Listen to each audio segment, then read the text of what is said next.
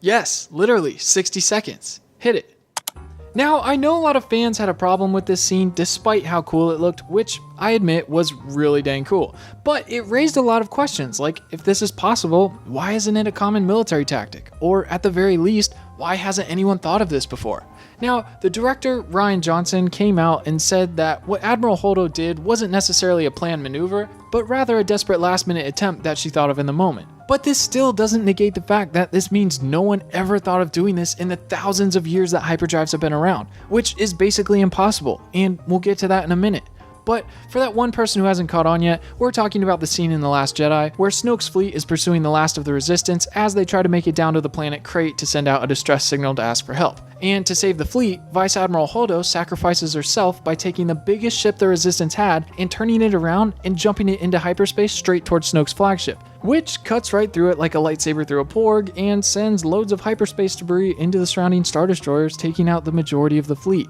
Now, you may ask, why does this matter in the large scale of Star Wars? Why is this so important? Well, if we can launch good ships into the bad ships at light speed and take them out with one shot, why have we ever had a space battle that's lasted more than a few minutes? And this immediately raises even more questions, like, oh, won't building ships to ram into each other cost too much? Why would we sacrifice pilots to ram into the bad guys? Are you sure no one has thought of this before? Oh, what about shields? And we'll get to these in 1 minute. But first I want to call out all the Star Wars nerds and theory debunkers to come out and discuss this together once and for all. If you've got a friend like this, send them this video, then hop in the comments with us to figure out this issue, because we're about to prove Rian Johnson broke Star Wars in 60 seconds. Now, let's take a step back and look at this as a military maneuver. Essentially, what Holdo did was the equivalent to a kamikaze attack. Now, these date back to World War II when the Japanese would have squadrons of fighters loaded up with explosives that had the sole purpose of crashing into Allied warships. This was a more conventional means of attack compared to anything else they had at the time.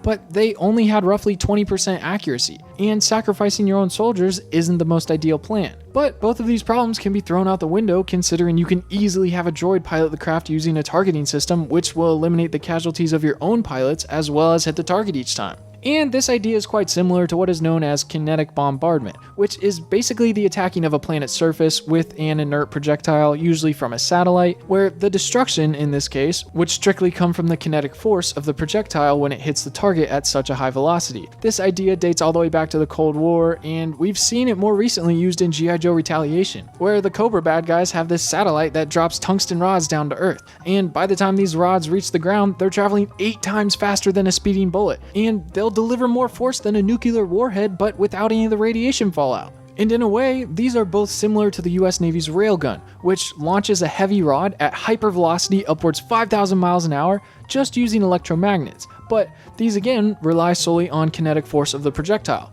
so how fast it's moving rather than explosives. And in theory, this maneuver used by Holdo is by no means a far-fetched idea. We already have multiple weapons similar in function to what she did in the real world, which raises the question of why no one in the Star Wars universe has ever made a weapon like this. Well, they have. Sort of, at least. The closest thing that was made was unfortunately in Star Wars Legends, which is no longer canon since Disney took over Lucasfilm, but at one point Emperor Palpatine made a weapon called the Galaxy Gun. This ended up being 5 times the length of a single Star Destroyer. The gun would fire projectiles with particle disintegrator warheads that were able to destroy an entire planet at once. Each projectile would be shot into hyperspace, but instead of ramming into its target, it would come out of hyperspace close to the surface and then explode, triggering huge nuclear clouds that then engulf the entire planet in minutes, killing off every living thing. So close, but not exact. The point is, this is nothing new to the world of Star Wars. For this to be the first time someone has ever thought about sending something at light speed into an enemy ship is absurd. Militaries literally pay divisions of scientists to think of new ways of better taking out the enemy each day. Even someone in the real world thought of this idea before the movie came out. Take a look at this real quick. The movie was released on December 15th, and this video was published on November 6th. Ram his cruiser into the enemy command ship.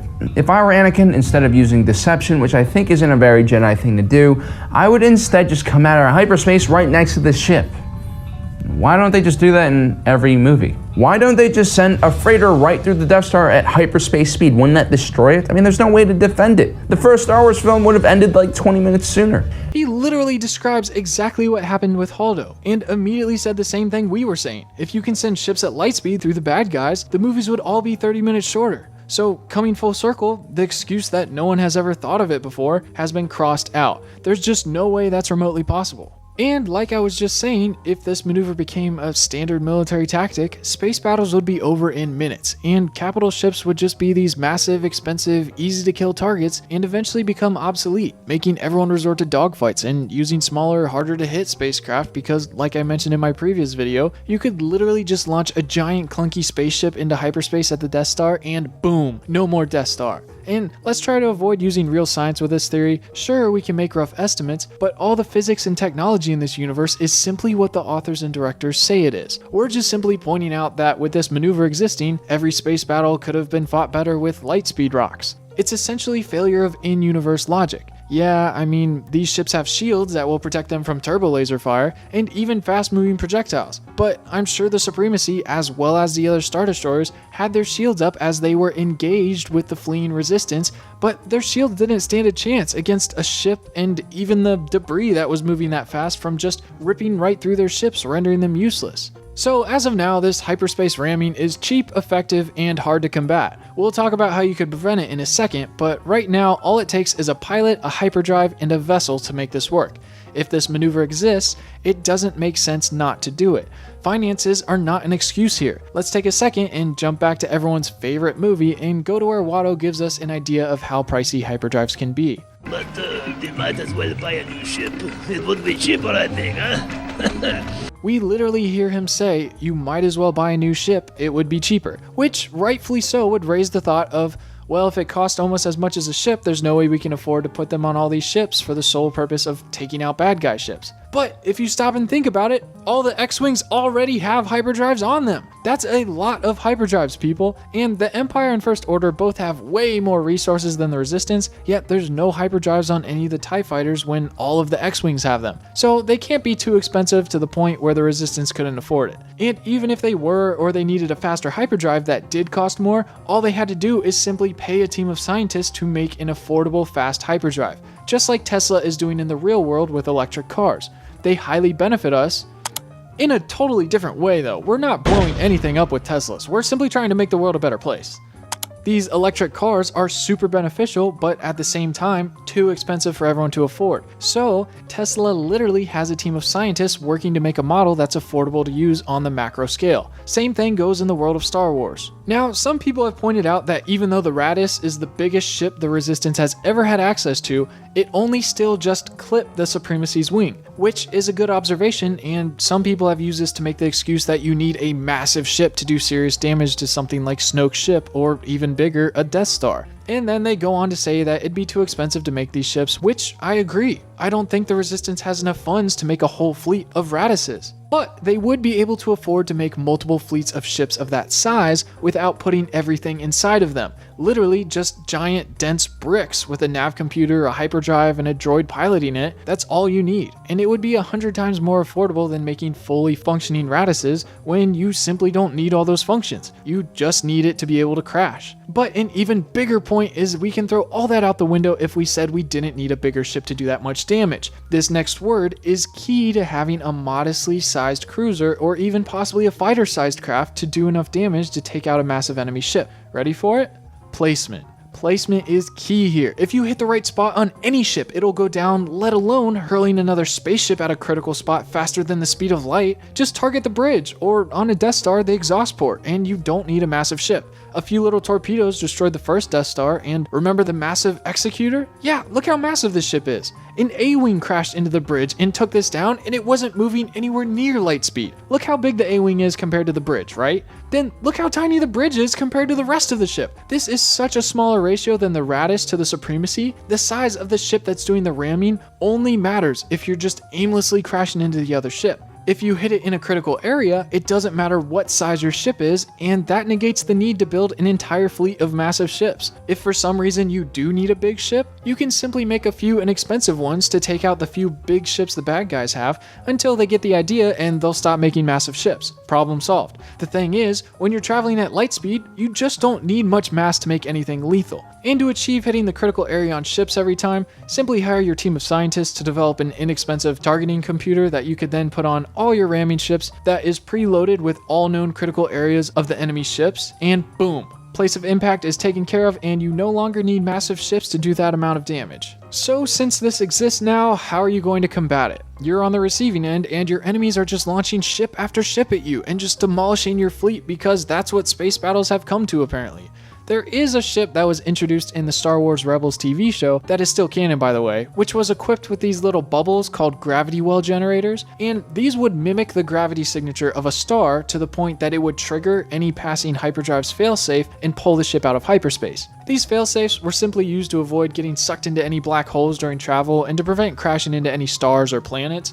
So these gravity wells would render your ship unable to make a jump or pass by in hyperspace. But if a pilot really knew what they were doing, they could disable the regulator to allow them to pass through unfazed. This is most likely what Han did in The Force Awakens to come out of hyperspace so close to Starkiller Base without having his regulator drop them out of hyperspace right outside the shields. And Admiral Holdo probably had to disable the regulator on the Raddus to be able to smack into the Supremacy. So yes, you could disable the regulator, but you'd have to be much more careful traveling through hyperspace, and if you weren't able to or didn't want to on some of the bigger ships, you could always send in bombers to take out the gravity wells in a standard dogfight scenario, then your fleet could escape once they're destroyed. That being said, the gravity wells could also alter the quantum space that kept these hyperspace tunnels open, which would make them collapse, forcing any ships to drop out of hyperspace. So destroying these gravity wells is a must. But after these are gone, there's not really any other good ways to prevent hyperspace ramming. At least I couldn't think of any, and I wasn't able to find any more on the internet. So if you have any ideas on this, drop them down in the comments and let's see what you got.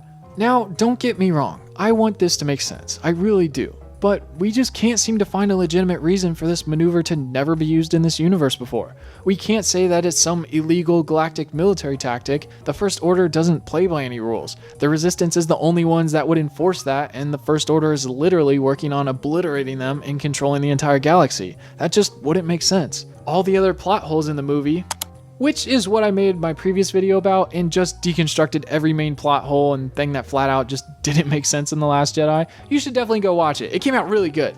Okay, sorry, back to the video. All the other plot holes in the movie were mostly patched by the director, Rian Johnson, with excuses he gave in post-release interviews and podcasts, as well as sliding a few into the novels. Except for this one. You cannot argue weaponizing hyperspace. But let me know what you guys think of this. Share this video with any of your Star Wars friends, then come back and go down in the comments to let me know what your thoughts on this are. I'm excited to see what you guys have to say about this and read through all your comments. Be sure to subscribe and like this video if you enjoyed it. It just kind of lets me know you liked the video and I did a good job on somewhat entertaining you for a bit. Follow me on Twitter at MichaelJYouTube, and I'm going to be in the comments for the moment, but I will see you in the next video. Peace.